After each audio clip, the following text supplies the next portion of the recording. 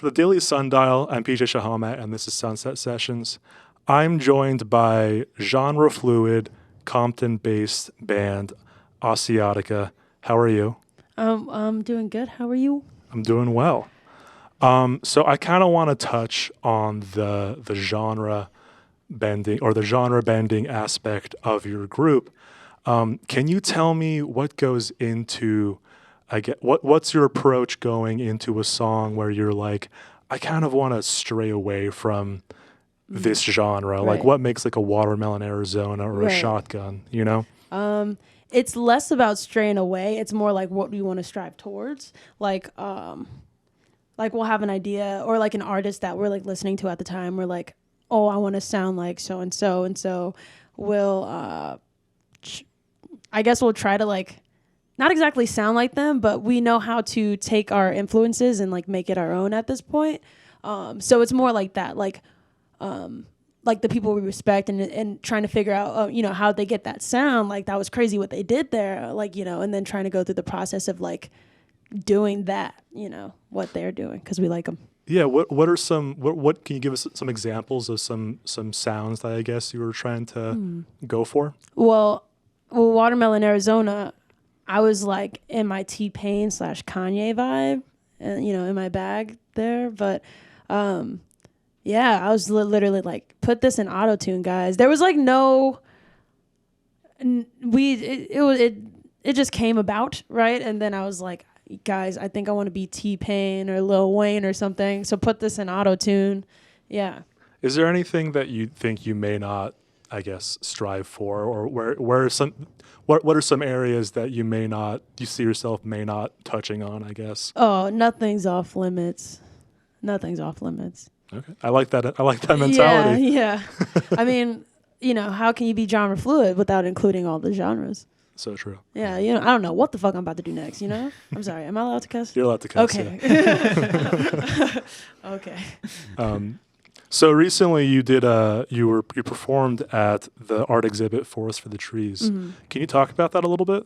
Oh, wow. It was amazing. It was a really sick experience. Before we performed there, they took us through the exhibit and told us what it was all about and what we should expect. They showed us the big tree.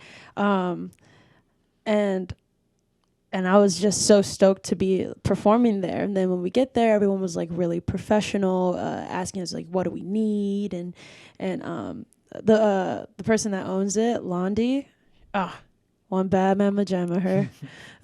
She's really cool. And she was like, as soon as I get in, she was like, you want something to drink? And I was like, something to drink? And yeah, she gave me a drink. And I was like, this is exactly what I needed. So many people came through it, and we prepared for the performance so more thoroughly than we usually do. So I think we sounded like we were so like ready, I think, at the Forest for the Trees, and everybody else was ready for us. It was like a heavily anticipated show for everybody involved, and I like how their team really were open to us and respected us, treated us with like the utmost respect, and really just helped that show happen. It was pretty sick. So you dropped your new single "Sigh, Nevermind" in May. Can you talk about that a little bit? Oh, yeah. What can I say about that song? That one came about a little bit like Watermelon Arizona.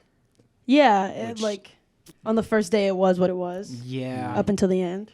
Yeah. We worked on it at Nate Fox's studio, right? In Sound City, LA. Yeah. It's like right here off of Orion and Roscoe, off the 405. Oh, it is in the valley, huh? Yeah.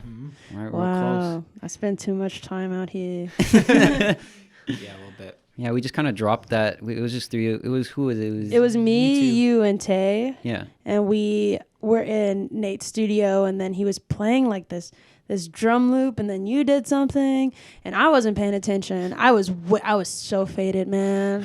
There's pictures and videos of that day, and my best friend was Natalie. She was in the stew with us, and she's taking video, and I'm like, I can't move my head. and then like I was coming down, and then Tay was like, "You wanna try something on to this drum loop?" And I go, "Yeah, sure." And then the dun dun, like the guitar that is the dun dun dun dun, that was that happened like right then and there. Like yeah, it was one of those songs where from that first session, it continued to be that, you know, that like, I don't know, that structure of it. I don't know. Music, Just talk, like the blah, gist blah, of it blah. was Yeah. the same, you know?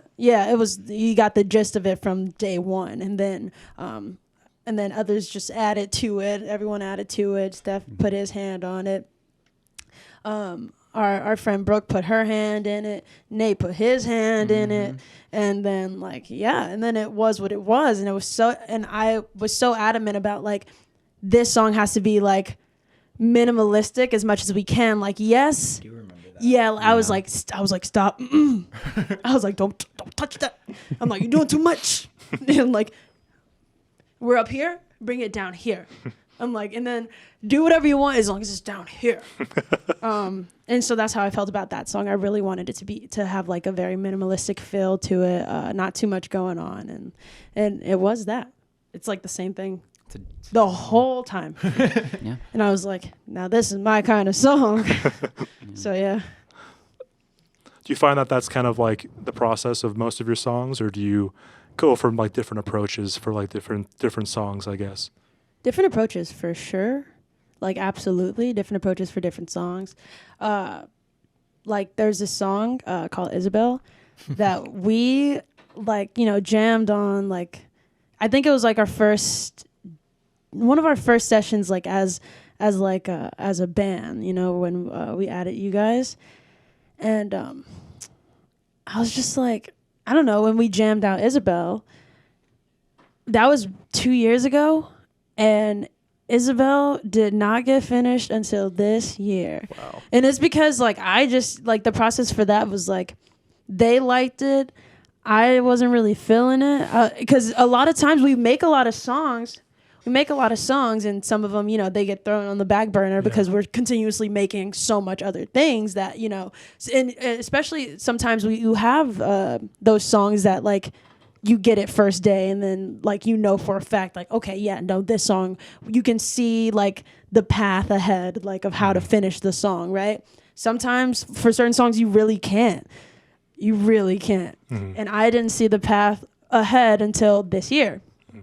When they're like, come on, Asia, they're like, come on, let's do Isabel. And I'm like, well, you know, they're like, come on. So I think I'm it's like, the French. Yeah. She's singing in French. I am singing in French, and I don't speak French. You think I'm saying anything? I'm not saying nothing. I'm saying what I know. Little Duolingo action going. Yeah, no, the couple phrases that I did know, for some reason French just, it was because I was speaking French. Yeah, I didn't want, I was like, man, I don't speak French, man. They're going to know I'm a fraud. And I was telling you earlier, like, I like to be 100% myself because I felt uncomfortable doing that. I'm like, I don't speak French. But I listened to this one French artist. His name is Matthew, I'm going to butcher the last name. Matthew Boogerts. He, you know, sings in French, and then occasionally he'll have some phrases in English. Interesting. And then so he has a song, I don't remember, I think the song's called Apple or something, and he's just going red, apple, orange, like just English words that don't make sense, as if he just knew these words and just was like, I'm gonna write a song in English. And I'm like, hey, I did that. So I think after that, like literally after I heard that song, I was like, well, maybe let me stop overthinking it. Yeah. Very cool. So you mentioned earlier you're in the Valley a lot, but that's because you're coming from Compton, right? So a lot of, you know, musical greats have come from Compton. Yeah. I'm curious if you've like rubbed shoulders with anybody in that area. Yeah. Yeah, no, absolutely. I remember being, I don't know, I was probably like 11 or 12 when Good Kid, Mad City came out.